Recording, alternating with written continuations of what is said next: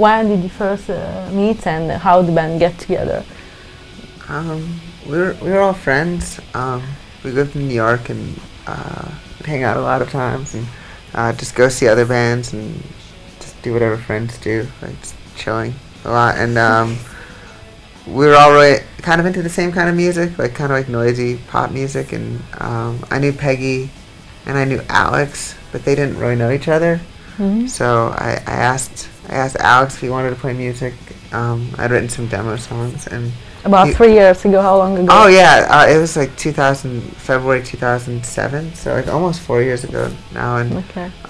We started playing, and then I asked Peggy, and she said okay. So then we had there's 3 of us in a drum machine, and then Kurt joined up a little bit later too. So it's just friends starting a band. Okay. It's a pretty normal story, I think. Okay.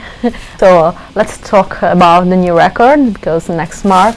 Belong is coming out for Slumberland record, and I would like to know just if you can anticipate something. How would you describe it, and how it's different, if it's different from the previous one, your first record? Who wants to talk? I feel like I always talk too much. Yeah. How can Peggy get over her social anxiety? She's shy. Sure. Okay. Excuse. It's really cool because I think we've learned a lot over the last couple years of just playing shows a lot and being in a band for longer. I felt really happy about our first record and excited about it, but I feel like the experience of having made one record gives you a new set of knowledge or something. Like you can be like, oh, this is what I really liked about that, and then like 2 years later, like this is what I'm sick of about that a little bit. Like the aspects that you appreciate like stay with you longer.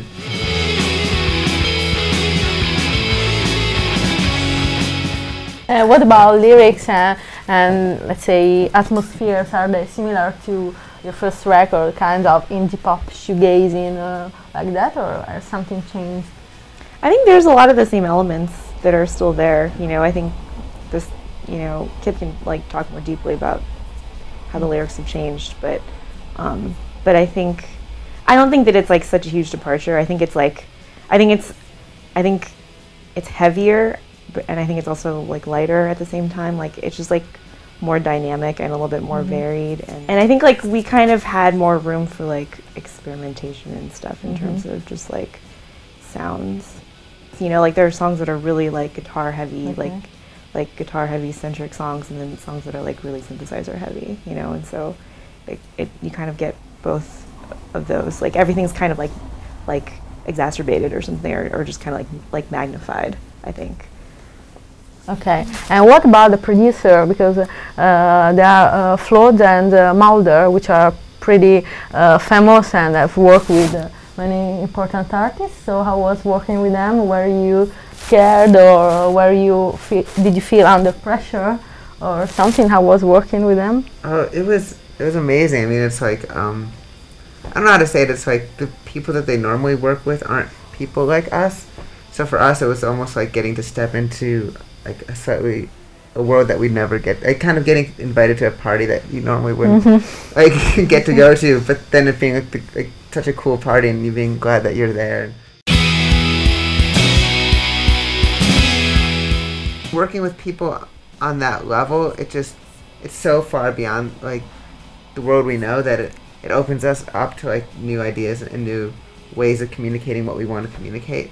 And they have like such amazing credentials. It's not so much like they're famous, it's like they're famous for doing great things that we care about, like Fudge worked with the Associates, and Alan worked with Ride and Jesus and Mary Chain, and all these very like classic like guitar heavy bands, and like bands that we admire, and like you just look at their resume, and like what are the My Buddy Valentine, maybe? Yeah, My Buddy Valentine. I mean, you look at the bands they worked with before. Maybe, yeah. At the beginning of November, I'm speaking with Kip because he said that. At the beginning, in an interview, talking about Heart in Your Heartbeat, you said that you wanted to make a song which sounded like The Strokes. Oh, I was joking. I don't want to ask you why you said The Strokes, but if you want to tell us. I guess because like I was in the van doing the interview, and everyone was there, and I was trying to joke around to make people laugh in the van. But I guess when you do Because that. it doesn't sound as the Strokes. No, it doesn't. Not that much, let's say, not that No, much. not very much. It's weird, like how we wanted this record to feel like really immediate and like really, like when you hear it, you just like know instantly if you like it or not. It's not. Anyway, after all that, what I really wanted to ask you was, being a band from New York and a music listener from New York, which are, in your opinion, the three most important bands from New York of the last 10 years, and why? I think the Strokes were actually really important because they defined the era in which, I mean, they're still a contemporary band, but they really, when you think of like the early 2000s New York and what was happening in music that time, like the Strokes were like the figurehead of that entire idea of a return to sort of like an immediate like garage, like Velvet Underground, like roots of rock and roll. Oh, it's really true though. It's like, like early 2000s New York. It's like very like defined by either like the garage, sort of like Interpol, yes, like.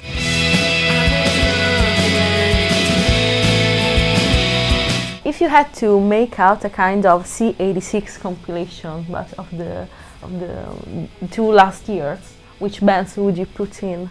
I would say Cause Commotion, Catwalk,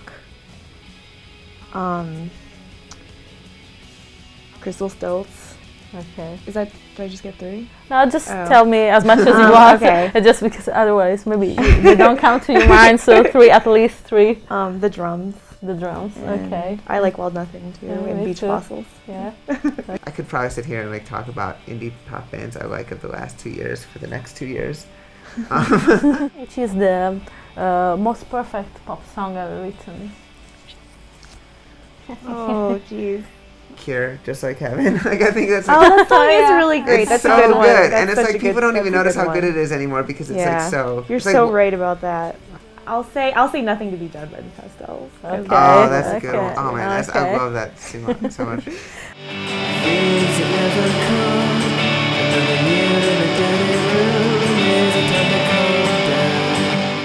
Peggy, what are your dreams that have yet to come true? Oh. What dreams do I have? I only really have nightmares. No, I don't know. Nice answer. I had this dream that 90s Courtney Love was trying to make out with me the other night, and I was like, she's really cool, but I'm not sure if this is a good idea. No, I want to like have a dog. It's very easy. It's very simple dream. I know, but I have this like ideal like lifestyle, like yeah, when sure. I'm like 40 or something, where I'm like married and I have a dog. Okay, that's okay. I want to marry a dog.